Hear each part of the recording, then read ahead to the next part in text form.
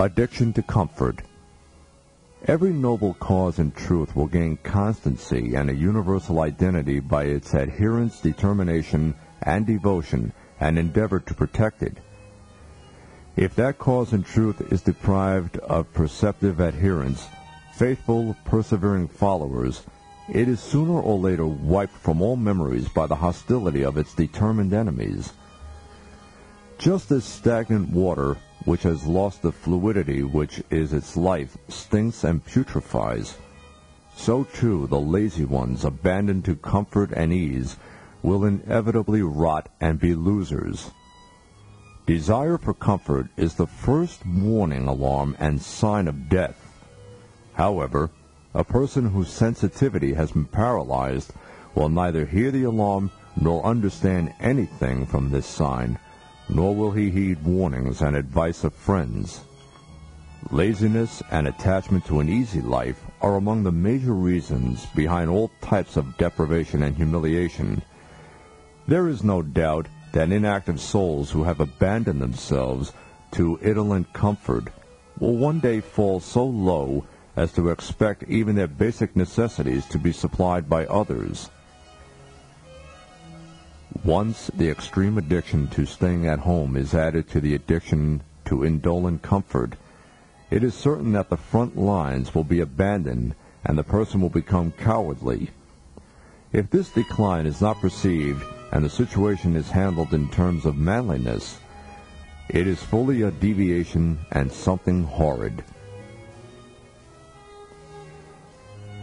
Those who have left the front for the sake of their addiction to home comforts or of gratifying their lusts have in most cases met with the opposite of their desires and even been deprived of their nice homes and lovely children.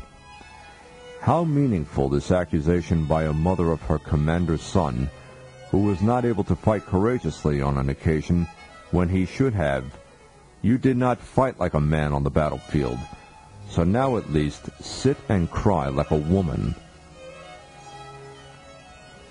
For a human being, change and decay are usually slow and silent. Sometimes even a little heedlessness, a slight straying from the caravan, can be a cause of falling altogether, of being in loss. However, because those who have fallen see themselves as still on the same line, in the same situation, they do not even realize that they have plunged to the bottom of a deep well from a minaret-like peak.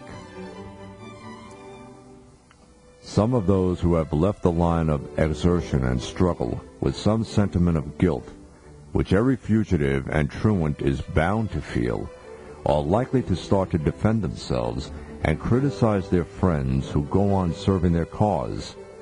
It is barely possible for them to escape from their deviation and return to their original line. The prophet Adam, upon him be peace, recovered his previous rank with a single deed, namely his confession of fault, after he had fallen into forgetfulness.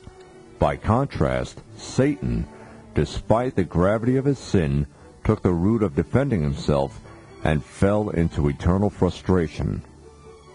People who have lost their resolve, willpower, and endeavor affect the courage and devotional strength of the ones around them.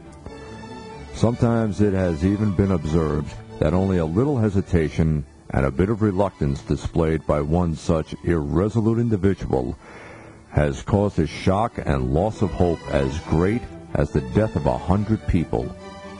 And this only encourages the enemies of the nation to attack us. The attractiveness of family and children and worldly property is seductive and a burden of trial. The successful defendants at this trial are the determined, resolute, strong-willed, and fortunate ones who renew every morning and evening from the depth of their hearts the oath of attachment to the truth, to which they are devoted.